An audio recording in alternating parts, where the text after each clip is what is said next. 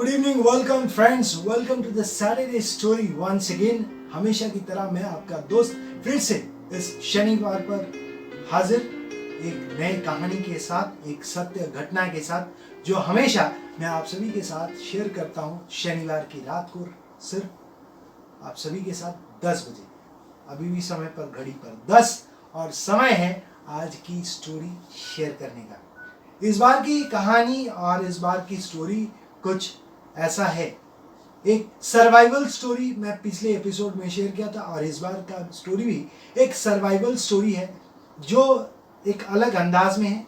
एक ऐसा इंसान से जुड़े हुए हैं जो रियल लाइफ में खासकर महिलाओं के लिए, लड़कियों के लिए, बेटियों के लिए एक बहुत बड़ा मिसाल है, एक बहुत बड़ा इंस्पिरेशन है। शुरुआत में मैं इतना ही कहना चाहूँगा, कई जगह आज के दिन भले लोग नहीं कहते बट ये कहते कि काश मेरा एक बेटा होता तो मेरे कंधे से कंधे मिला के काम करता या लड़ लेते हैं दुनिया में।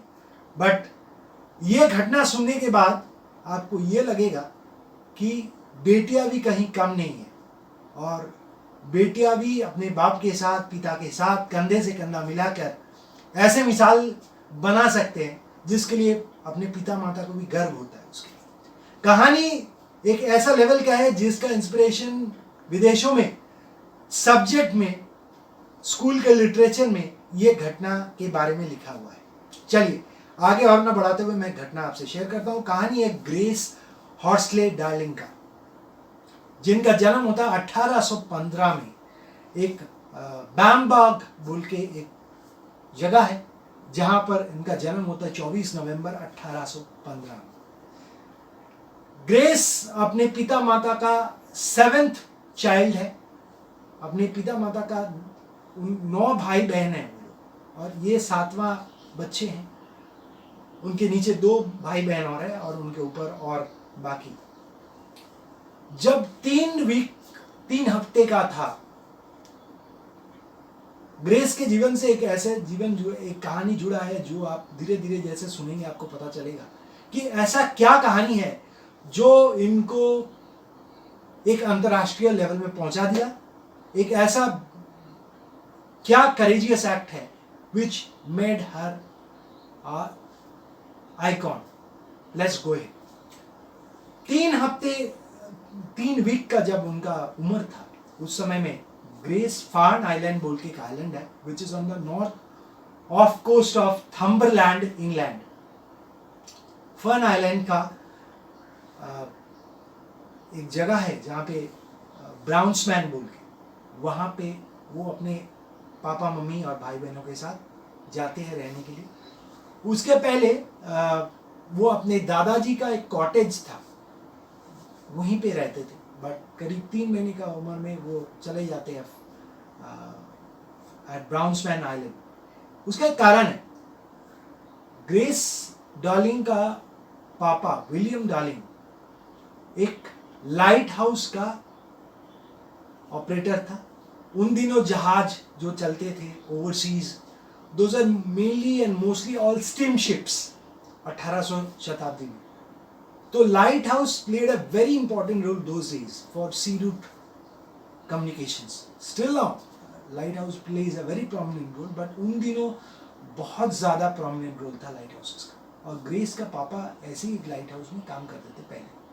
वहाँ पे कॉटेज में वो लोग रहते हैं और बड़े खुशी के दिन वो बिताते हैं। बाद में जब दिन चलता गया और अक्सर वो अपने पापा के साथ बोट में चले जाते थे समुद्र में घूमने के लिए, कुछ आइलैंड देखने के लिए बचपन से। जब 10 साल का उम्र होता है ग्रेस का, they moves to a new light house built at Longstone rock. जगह का नाम था लॉन्गस्टोन रॉक। उसके कारण था, Longstone rock was basically island जो फार्न आइलैंड के हिस्से में ही था, but it was a rocky island with rocks all around. तो वहाँ पे उनका पापा का शिफ्ट हो जाता है, एक नया लाइट हाउस वहाँ बनता है और ग्रेस अपने परिवार के साथ वहाँ पे अपने पापा के साथ एक नया जगह में शिफ्ट हो जाते हैं जहाँ पे उनका पापा नया लाइट हाउस का ऑपरेटर हिसाब से काम करते हैं। रहने लग गए। वहाँ पे भी एक लाइट हाउस के बाजू में एक छोटा सा घर उनको मिलता है, एक कॉटेज मिलता है। वहाँ पे एक छोटा सा परिवार अपने भाई बहनों के साथ एक खुशी से जिंदगी बिताते हैं। उस आइलैंड के ऊपर मैं थोड़ा सा बता दूँ, उस आइलैंड में वैसे कुछ खास था नहीं। ये लोग अपने कुछ फसल उगाते थे, कुछ वेजिटेबल उगाते थे, मछली पकड़ते थे और बहुत सिंपल लाइफ था इन लोगों का, बट खुशी था जिंदगी। सब्जी फैल रहा है, मछली उठा रहे हैं, मछली ले रहे हैं, पापा के साथ कभी घूमने चले जाते हैं बोट में, and that was a very simple form of life. अक्सर दुनिया में 100 साल पीछे ऐसे ही सबका जिंदगी था। आज के दिन बहुत फास्ट हो गया, अब हम सोचते कहाँ आ गया। एनीवे, लेट्स मूव फॉरवर्ड, थोड़ा सा आगे लेके चल ले। और मैं बताऊं 1838 में 5 सितंबर, अब मेन मुद्दे पे मैं आता हूँ। 5 सितंबर 1838 में एक स्टीम शिप जिसका नाम था SS फोर्टशायर, it sails and set off from Hull to Dundee, carrying around 60 passengers and crew. It was a steamship. 5 सितंबर रवाना होने के बाद एक दिन जाता है, अगले दिन रात को सडनली इसका शिप्स का जो बॉयलर्स था, बिकॉज स्टीम शिप था उसमें बॉयलर्स, पानी गर्म होता था, सडनली द शिप्स का बॉयलर्स में कुछ लीकेज हो जाता है और वो इतना धीरे धीरे बढ़ता जाता है कि उसको मरम्मत करने के लिए कैप्टन कोशिश करते हैं बट नाकाम रहते। वो बॉयलर मरम्मत नहीं हो पाता, एंड बॉयलर अगर नहीं चलेगा तो steam ship can not run. तो finally it begins, it leaks, and despite repair the leaks couldn't be bent. रात को करीब by 11 PM the boilers failed totally, and captain का नाम था captain humble. Captain हम्बल्स stopped the engines finally of the ship, क्योंकि कुछ करने का नहीं था, बॉयलर्स काम ही नहीं कर रहा है, लीक हो गया। साथों साथ देखिए कहानी में यहाँ पे एक ट्विस्ट आ जाता है। बॉयलर फेल, जहाज चल नहीं रहा है, ऊपर से मौसम अचानक खराब होता है, समुद्र में बारिश और तूफान आता है, पानी डगमगाता है, जहाज क्या हालत में हो सकता है यू कैन इमेजिन, और कुछ समझ में नहीं आता। It was a state of confusion. कप्तान सोचते हैं कि जहाज को अभी मोड़ते हैं, और जहाज का जो सेल था दैट वाज द ओनली, एक ही सहायक था जिसके ऊपर जहाज को अभी नेविगेट किया जा सकता। एक तो अंधेरा, ऊपर से जोर बारिश, तूफान, boiler has failed, no sources of navigation, मतलब हर जगह से नस्ता नाबूद हो गया। So captain decides to turn the ship and seek shelter near the Farne islands. तब वो जहाज फार्न आइलैंड्स के बाजू में नजदीक से गुजर रहा था, powered by a makeshift sail। करीब सुबह हो गया, 7 सितंबर के सुबह 4 बजे, 4:30 बजे। तूफान तभी भी जोर चल रहा, और कैप्टन को दूर में लाइट हाउस दिखाई दिया। उनको लगा ये फार्न आइलैंड का एक दूसरा कोई लाइट हाउस है, एंड वो जहाज को उस तरह मोड़ के ले जाने का कोशिश की, आदेश देते हैं अपने क्रूज को। मैंने आपको बताया कि जहाज पे करीब 60 passengers were there including crews, but वहीं पे उन्होंने गलत करा। एक्चुअली वो जो लाइट हाउस सोचे थे, वो लाइट हाउस कोई दूसरा लाइट हाउस था, and the light house was the Longstone rock light house, जिसमें ग्रेस का पापा काम करते थे। एंड आई ऑलरेडी शेयर्ड ये light house, this island, it was a rocky island, चारों तरफ पत्थर था, और वहीं पे गलती होता है। जहाज को मुड़ते हैं, उस तरफ ले जाने की कोशिश करते हैं, समुद्र में तूफान है, अंधेरा है, और जहाज जाके टक्कर लगता है पत्थरों से, और उसमें फिर से होल हो जाता है। धीरे धीरे इस टक्कर के बाद जहाज बीच में से टूट जाता है। जहाज का पिछला हिस्सा समुद्र के तेज तूफान में बह जाता है, जिसमें करीब 45 लोग थे। and swept away by the current of the storm and the ocean currents. ऊपर से सुबह 4-4:30 बजे ग्रेस पूरा रात सो नहीं पाया, इतना जोर तूफान हो रहा है, समुद्र के बाजू में ही है घर, पूरा रात तब वो 22 साल की एक लड़की है, सोई नहीं। अचानक उसका नींद ऐसे सोई नहीं, उसका क्या मन में होता, वो खिड़की के पास जाते हैं अपने घर का, और बाहर में दूर में देखते हैं कि सुबह तब हो रहा है 4-4:30 बजे, दूर में एक जहाज दिखाई देते हैं जो कि कोस्ट से करीब 1 मील दूर है। उनके पास एक छोटा टेलीस्कोप था, वो उससे देखने का कोशिश कर रहा, देखते एक जहाज है बहुत दूर में और वो डगमगा है, and she could make out that the ship is wrecked and एक ट्रबल कुछ ना कुछ हुआ है। अचानक अपने पापा को बुलाते और लाइट हाउस में ऊपर चढ़ जाते हैं, बाजू जाके देखते हैं वाकई जो वो सोचे थे वही हुआ है, the ship has been wrecked। वो तुरंत अपने पापा को बोलते हैं, पापा we should go there and save the lives of those people those who are in trouble right now. घर पे उनके भाई जो थे वो कहीं निकले थे, वो लोग थे नहीं, कोई दूसरा काम से गए थे, कहीं थे, they were not there, only Grace थे, उनके मम्मी थे, पापा थे, बहन थे। पापा बोले थोड़ा सुबह होने दो, बोला अभी इतना तूफान में बरसात हो गया तो क्या करें। तो ग्रेस ने रिपीटेडली अपने पापा को बोला, पापा we should save the lives of those people जिनका जिंदगी अब जूझ रहा है, और हम नहीं देख सकते कि ऐसे तूफान में लोग डूब जाए हमारे आंखों के साथ। पापा ने उनको भरोसा दिलाते, बेटी थोड़ी सी रुक जाओ, थोड़ा सुबह होने, हम कोशिश खुद करते हैं। करीब 1-1.5 घंटा बाद सुबह 6-6:30 बजे ये एक छोटा डोंगा था उनके पास जिसको लेकर वो अक्सर घूमते थे, तो उसको निकालते हैं। William Darling, William Morsley and Grace Darling दोनों निकल जाते हैं उस डोंगे पे, तभी भी तूफान चल रहा है।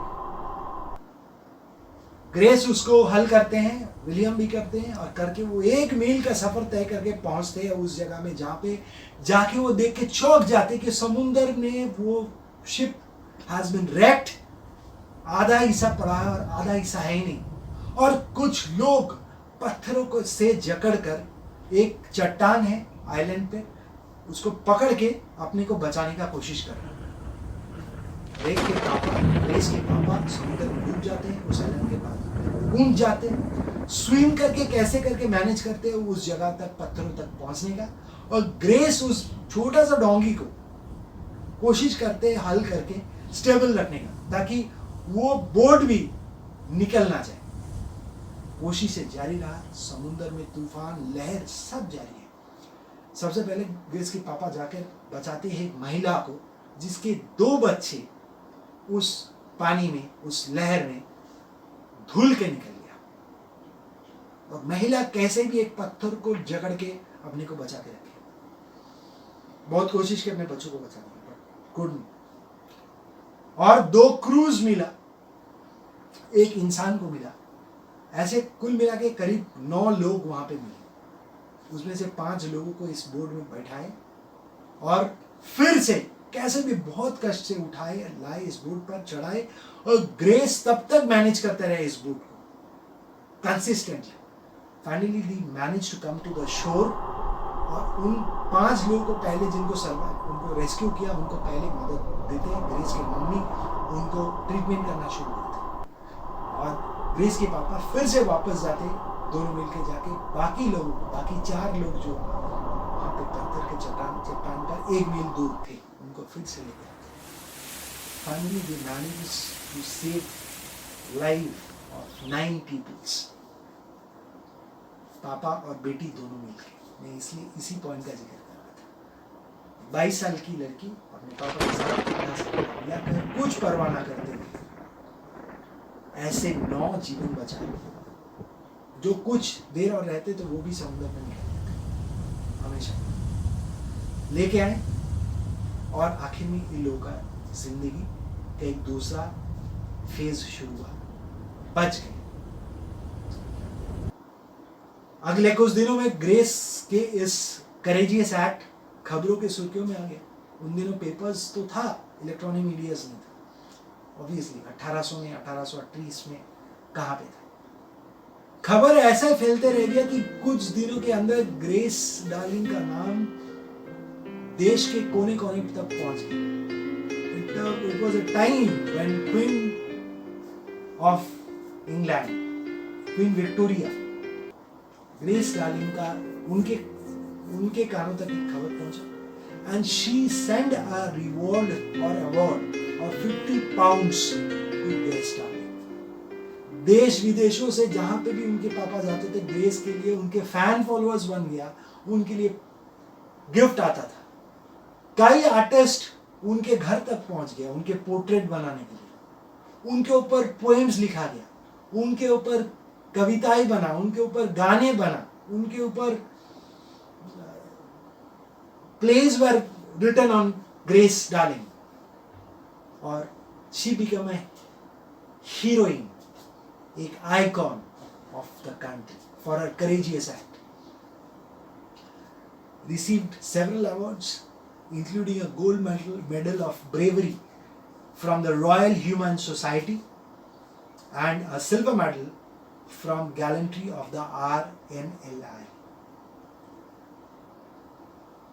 रातों रात इस करेजियस एक्ट के तहत grace left a remark on the history of the world कि अगर आप में वो जज्बा है, आपके हौसला बुलंद है, कंधे से कंधे मिलाकर आप अपने पेरेंट्स के साथ भी खड़े हो सकते हो. आप लड़का हो लड़की हो तो मतलब नहीं होता, हमेशा आप कुछ भी कर सकते हो. बाद में करीब कुछ सालों के बाद 1842 में ग्रेस को ट्यूबरक्यूलोसिस हुआ. उन दिनों ट्यूबरक्यूलोसिस का ट्रीटमेंट नहीं था, it was a deadly disease.